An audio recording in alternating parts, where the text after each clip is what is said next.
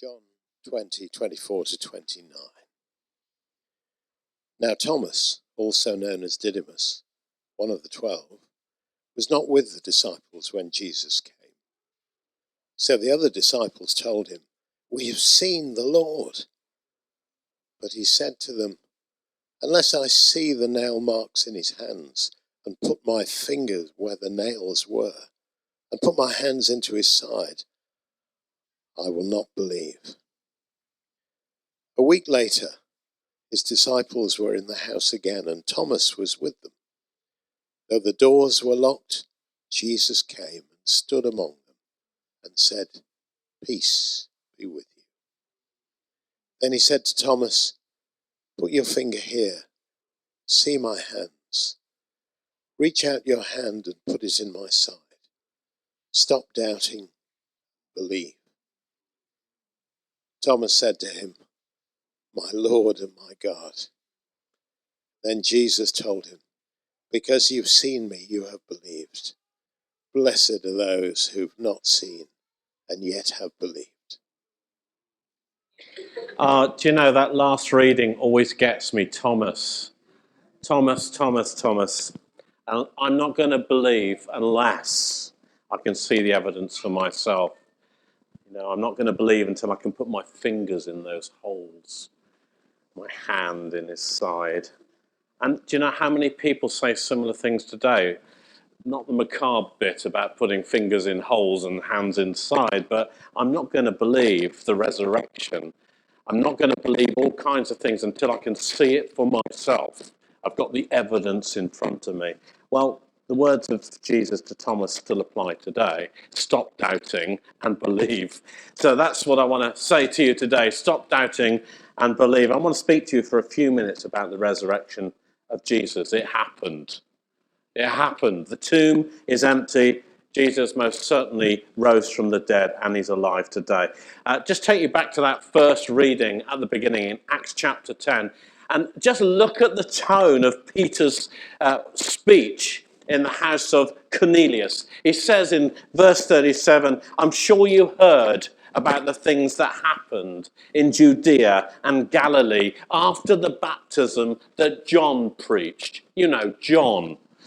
Peter was referring to somebody that everybody knew. John was a bit of a religious celebrity at the time. Everybody knew about him. And he was referring to places that they knew as well. Peter was in Caesarea at the time, in Cornelius' house by the seaside. But he was talking about Judea, Galilee, where all this had happened. They knew about this place. They knew about John. They knew about this place. Real people, real places. Everybody knew what Peter was talking about. It's a bit like me saying, I got in the car, I went down the motorway, I took Tom with me. It was a couple of weeks ago. We went to this conference in Watford to hear this guy. Some of you will have heard about him. It's called Mike Pilavachi, and he said some really great stuff. If I spoke like that to you, you wouldn't think for a second that I was about to tell you a myth or a legend. Now, you'll be expecting me to tell you a real story about something that happened just the other week. Whereas if I'd used the words "once upon a time," or "in a land a long, long time ago," in a land far away, right?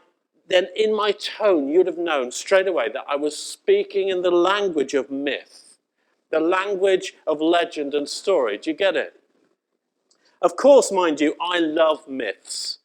I love legends, I love stories, and they can tell us all kinds of things about the world, about nature, about ourselves. I love them. They're great. Tales of Narnia, Lord of the Rings, Bilbo Baggins and all that kind of stuff. Fantastic adventures and stories. But I just want to say this, we're not talking about myths today and fairy tales.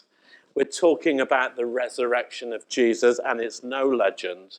We're not talking about wild and fanciful things. Look, notice something, please. When you read the New Testament, it doesn't sound like the text from some kind of fantasy literature that's out there. There's some really great stories out there, but it doesn't sound like this. It's like when you read the New Testament, every page, from Matthew to Revelation, has this compelling feel to it. Every page has this kind of tone that the people who wrote it all down want to tell you something that happened to them.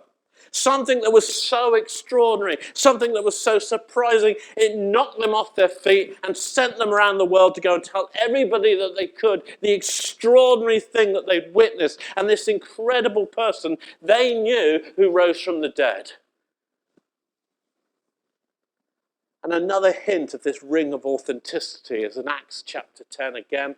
It's the way that, I love this, Peter, it's just so casual in verse 41. He says, he writes about this Jesus who was seen by us and who we ate and drank with, after he rose from the dead. You know, we kind of sat around with him, eating and drinking with him. We, who's he talking about? John and James and his friends, who ate and drank with him. By the way, that's the risen Lord he's talking about. After his resurrection from the dead. Myth, legend, fairy tale? No way. This is someone who's telling you something convincing that happened to them. And this is true, especially when we realize just where the resurrection story led them to. Because all of those disciples, with the exception of John, went to their death. Went to their death defending the truth of the account that they told of these events. And you've got to ask, was a myth worth defending with your life?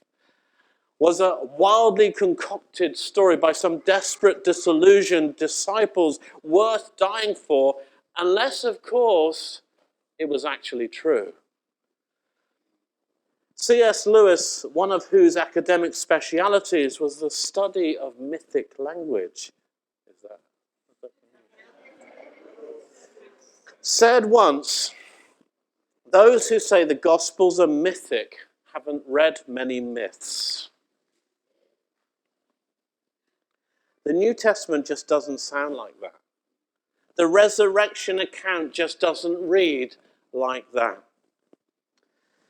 I love this story of the running race in John's Gospel. Did you catch that? One of the readings when Jesus first appears to the disciples to the empty tomb. When they go to the empty tomb, this running race between the two disciples, Peter and John. Both were running, it says.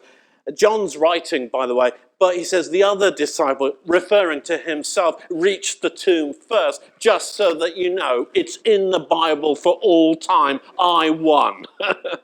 I love that. And both of them saw the strips of linen lying there, as well as the burial cloth that had been wound around Jesus' head. John, it says, stayed at the edge of the tomb, and it says that he believed. Did you notice that? Peter enters the tomb, and it doesn't seem to know quite what to make of it at this point, although it does say that both of them didn't quite get the significance of the resurrection. But John says, no, I believed. And do you know, it doesn't matter who gets there first, but we all have to get there sometime. The certainty of the empty tomb, the clarity of what it means that Jesus isn't there anymore. There is no grave of Jesus that you can visit today. You know, Peter has one. You can go to Rome. It's called St. Peter's Basilica in Vatican City.